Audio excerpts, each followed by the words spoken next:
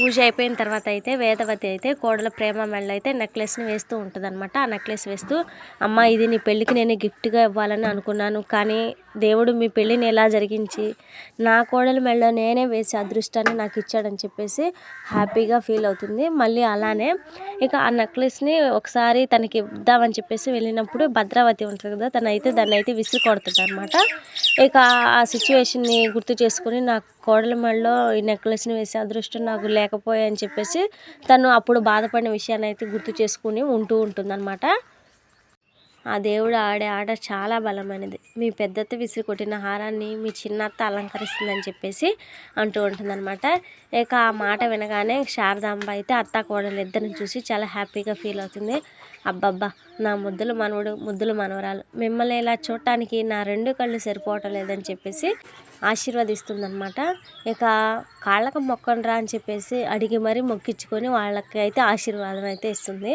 మీరు పైకి చెప్పకపోయినా ఒకరంటే ఒకరికి ఇష్టమని నాకు తెలుసురా, మీరు ఇద్దరు భార్యాభర్తలు అవుతారని నాకు తెలుసు, నాకు ఒక్క మాట చెప్పి ఉంటే మీ పెళ్ళి ఘనంగా చేసేదాన్ని కదా అని చెప్పేసి శారదాంబ అయితే అంటూ ఉంటుందన్నమాట.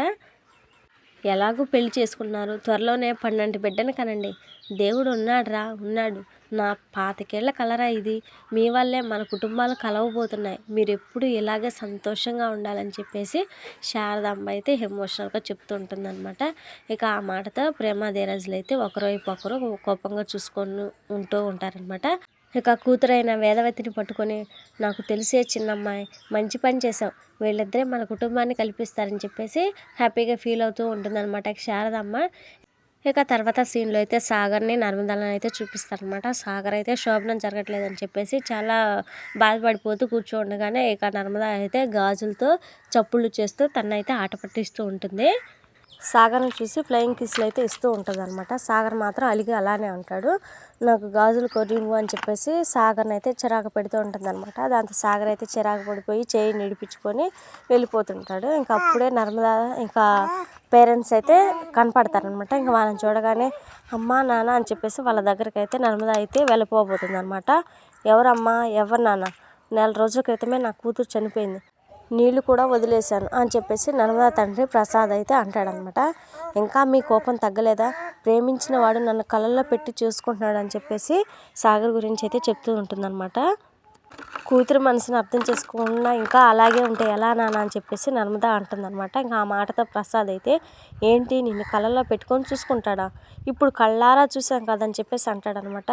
అయ్యో నాన్న, మీరు అపార్థం చేసుకుంటున్నారు, సాగర్కి నేనంటే ప్రాణం, నన్ను చాలా బాగా చూసుకుంటున్నాడు, ఈరోజు నాపై చిరాకు పడటానికి కారణం ఏంటంటే ఆయన చెప్పబోతుండగానే, ఆపవే, నువ్వు మోసం చేసింది చాలు, కళ్ళారా చూసిన తర్వాత కూడా మమ్మల్ని మభ్యపెట్టాలని చూడకు, అబద్ధాలు చెప్పడానికి సిగ్గు లేకపోయినా వినడానికి మాకుందని చెప్పేసి ప్రసాద్ అయితే అంటాడనమాట. వాళ్ళ అమ్మ కూడా అలానే అంటది. నేను చెప్పేది వినండి నాన్న అని చెప్పేసి ఏడుస్తూ ఉంటుంది అనమాట నర్మద. నీపై మాకు కోపం రావడం లేదే, జాలి వస్తుంది, నీకు బంగారు భవిష్యత్తు ఇవ్వాలనుకుంటే నువ్వు మా గుండెలపై తన్ని వాడితో లేచిపోయావు, శిక్ష అనుభవిస్తున్నావు, వాడు నిన్ను పురుగులా చూస్తున్నాడు, దేవుడు ఉన్నాడు, కన్నవాళ్ళని మోసం చేసినందుకు నీకు శిక్ష వేశాడు, ఆ విధమును పెళ్లి చేసుకున్నాననే బాధ, కన్నవాళ్ళని మోసం చేసిననే బాధ నిన్ను వెంటాడుతూనే ఉంటాయి, మాకు మా కూతురు దూరం అయిందనే బాధ కూడా మమ్మల్ని వెంటాడుతూనే ఉంటుంది, ఈ విషయం మర్చిపోకని చెప్పేసి కోపంగా అనేసి ప్రసాద్ సుజాతలు అయితే ఇంక వెళ్ళిపోతారనమాట. ఇక నర్మద, ఏంటి సాగర్ ఎలా చేసావు అని చెప్పేసి ఏడుస్తూ ఉండగానే సాగర్ అయితే కనిపిస్తాడనమాట. నర్మద ఇంకా ఏదైతే గాజులను ఇష్టపడిందో ఆ గాజులు అయితే వేరే వాళ్ళు తీసుకుంటూ ఉంటారు. అప్పుడే ఇక వాళ్ళ దగ్గరికి వెళ్ళి, ఈ గాజులు నా భార్యకు చాలా నచ్చాయి, పెళ్ళయ్యాక నన్ను నా భార్య ఇష్టంగా అడిగింది, ప్లీజ్ అక్క ఇవి నాకు ఇవ్వండి అక్క అని చెప్పేసి బ్రతిలాడి మరి ఆ గాజులను అయితే తీసుకుంటాడనమాట సాగర్. ఇంకా అది చూసి నర్మ ఇంకా ఏడుస్తూ వెళ్ళి సాగర్ని అయితే వెనక నుంచి వాటేసుకుంటుంది. నేనంటే నీకు ఎంత ప్రేమో నాకు తెలుసు సాగర్ అని చెప్పేసి ఎమోషనల్ అవుతూ ఉంటుంది అనమాట. ఇంకా తర్వాత అయితే ఇక నర్మదా చేతికి అయితే గాజులు తొడుగుతూ ఉంటాడు సాగర్. ఇది ఫ్రెండ్స్, మరి ఇవాళ వీడియో నచ్చితే తప్పకుండా లైక్ చేయండి. మరిన్ని వీడియోస్ కోసం మన ఛానల్ని సబ్స్క్రైబ్ చేయండి. Thank you.